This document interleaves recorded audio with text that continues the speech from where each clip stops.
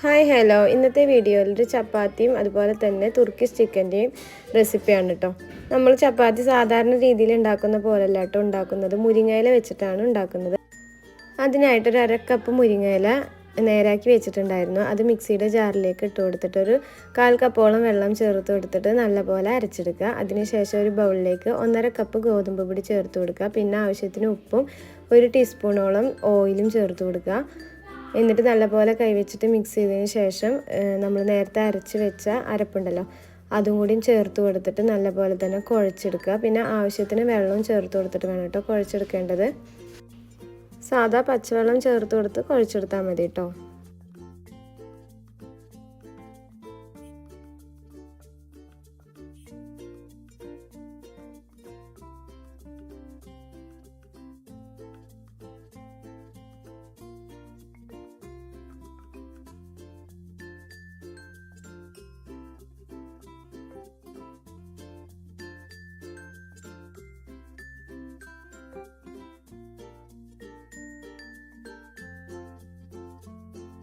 അങ്ങനെ നല്ലപോലെ തന്നെ കുഴച്ചെടുത്തിട്ടുണ്ട് കേട്ടോ. ഇനി നമുക്കിതൊരു 10 മിനിറ്റ് റെസ്റ്റ് ചെയ്യാനായിട്ട് വയ്ക്കാം.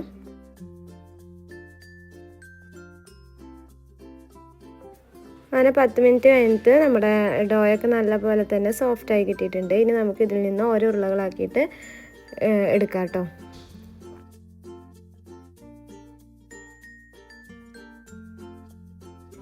ഇനി ഓരോ ഉരുളകളും എടുത്തിട്ട് നമുക്ക് പരത്തിയെടുക്കാം. കുറച്ച് പൊടിയിൽ ഡിപ്പ് ചെയ്തിട്ട് വേണം കേട്ടോ പരത്തിയെടുക്കാനായിട്ട്.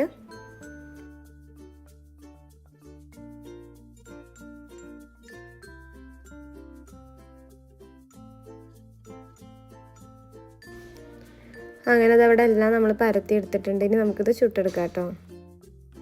അങ്ങനെ പേന് ചൂടാകുമ്പോൾ ഓരോ ചപ്പാത്തികളായിട്ട് ഇതുപോലെ ഇട്ട് കൊടുക്കുക.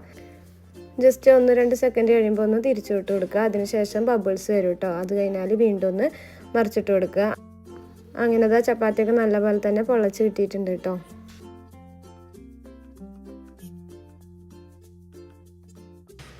അങ്ങനെ അതാ നമ്മൾ രണ്ടാമത്തെ ചപ്പാത്തി ഇതുപോലെ തന്നെ ചെയ്തെടുക്കാം കേട്ടോ. അങ്ങനെ എല്ലാം നമ്മൾ ചുട്ടെടുത്ത് മാറ്റി വെച്ചിട്ടുണ്ട്. അങ്ങനെ സാധാരണ നമ്മൾ ചപ്പാത്തി ഉണ്ടാക്കണേക്കാട്ടും വ്യത്യസ്തമായിട്ടാണ് കേട്ടോ ഈ ചപ്പാത്തി. മുരിങ്ങയില ആകുമ്പോൾ നല്ല ഹെൽത്തി കൂടിയാണ്. അപ്പോൾ എല്ലാവരും ഈ ചപ്പാത്തി ട്രൈ ചെയ്ത് നോക്കുക. ഇനി നമുക്ക് തുർക്കിഷ് ചിക്കൻ എങ്ങനെ ഉണ്ടാക്കണമെന്ന് നോക്കാം. അതിനായിട്ടൊരു ബൗളിലേക്ക് എല്ലില്ലാത്ത ചിക്കൻ്റെ പീസ് ഇതുപോലെ കട്ട് ചെയ്തതിന് ശേഷം ചേർത്ത് കൊടുക്കുക. അതിലേക്ക് ഒരു 1/4 ടീസ്പൂണോളം മഞ്ഞൾപ്പൊടിയും 2 ടീസ്പൂണ് കാശ്മീരി ചില്ലി പൗഡറും 1/2 ടീസ്പൂണോളം കുരുമുളക് പൊടിയും പിന്നെ ഒരു 1/4 ടീസ്പൂണോളം ഒറിഗാനും ചേർത്ത് കൊടുക്കാം. പിന്നെ ഇതിലേക്ക് വേണ്ടത് 2 ടേബിൾ സ്പൂണ് തൈര് ചേർത്ത് കൊടുക്കുക. 1/2 ടീസ്പൂണ് ഇഞ്ചി വെളുത്തുള്ളിയും ചതച്ചതും പിന്നെ ഉള്ളി ചതച്ചതും കൂടി 1 ടീസ്പൂണ് ചേർത്ത് കൊടുക്കുന്നുണ്ട്. ഇനി വെളുത്തുള്ളിയുടെയും ഉള്ളിയുടെ ഒക്കെ പൊടികളുണ്ടെങ്കിൽ അതും ചേർത്ത് കൊടുക്കുക കേട്ടോ. എന്നിട്ട് ആവശ്യത്തിന് ഉപ്പും ചേർത്ത് കൊടുത്തിട്ട് നല്ലപോലെ തന്നെ മിക്സ് ചെയ്തെടുക്കുക. അങ്ങനെ നമുക്കിനി ഇതൊരു അരമണിക്കൂറോളം റെസ്റ്റ് ചെയ്യാനായിട്ട് വെക്കാം.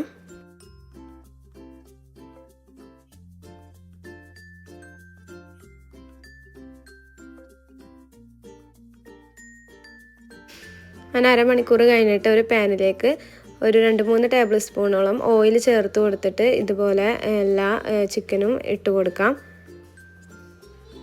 ഇനി തിരിച്ചും മറിച്ചൊക്കെ ഇട്ടിട്ട് ചിക്കനൊന്ന് നല്ലപോലെ ഫ്രൈ ചെയ്തെടുക്കാം. അങ്ങനെ ചിക്കനൊന്ന് വെന്ത് കിട്ടുമ്പോഴേക്കും നമുക്കിതിലേക്കുള്ള സോസ് ഒന്ന് തയ്യാറാക്കിയെടുക്കാം. അതിനായിട്ടൊരു പാനിലേക്ക് 1 ടേബിൾ സ്പൂണോളം ബട്ടർ ചേർത്ത് കൊടുക്കാം. അതിലേക്ക് ഒരു 3 ടീസ്പൂണ് മൈദ ചേർത്ത് കൊടുത്തിട്ട് നല്ലപോലെ തന്നെ ഒന്ന് മിക്സ് ചെയ്തെടുക്കാം. അങ്ങനെ ബട്ടറും മൈദയൊക്കെ നല്ലപോലെ മിക്സ് ചെയ്തെടുത്ത് കഴിഞ്ഞാൽ ഇതിലേക്ക് ഒരു 1.5 കപ്പ് പാല് ചേർത്ത് കൊടുക്കുക കേട്ടോ. പാലും കൂടി ചേർത്ത് കൊടുത്തിട്ട് കൈ വിടാതെ നല്ലപോലെ തന്നെ ഇളക്കിയെടുക്കുക.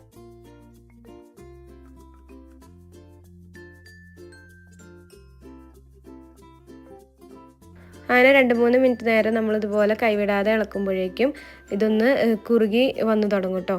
അപ്പോൾ നമുക്കിതിലേക്ക് ഒരു ടീസ്പൂണോളം കുരുമുളക് പൊടിയും ഒരു 1/4 ടീസ്പൂണ് ഒറിഗാനും ചേർത്ത് കൊടുക്കുക. പിന്നെ ആവശ്യത്തിന് ഉപ്പും ചേർത്ത് കൊടുക്കണം കേട്ടോ. എന്നിട്ട് നല്ലപോലെ തന്നെ ഇതുപോലെ കുറുക്കിയെടുക്കുക കേട്ടോ. ഇനി നമ്മൾ ഈ സോസ് നമ്മൾ നേരത്തെ ഫ്രൈ ചെയ്യാൻ വേണ്ടി വെച്ച ചിക്കനിലേക്ക് ഇട്ട് കൊടുക്കുക കേട്ടോ. ഇതുപോലെ ഒഴിച്ചെടുക്കുക. മുഴുവനായിട്ട് കവറാവുന്ന രീതിയിൽ ഒഴിച്ചു കൊടുക്കാം.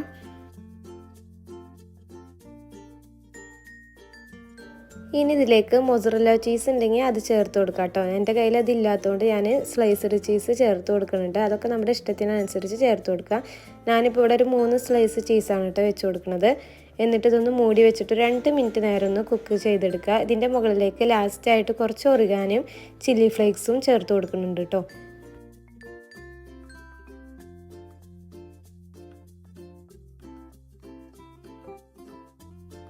അങ്ങനത്തെ സൂപ്പർ ടേസ്റ്റിലുള്ള തുർക്കിഷ് ചിക്കൻ ഇവിടെ റെഡിയായി കിട്ടിയിട്ടുണ്ട് കേട്ടോ.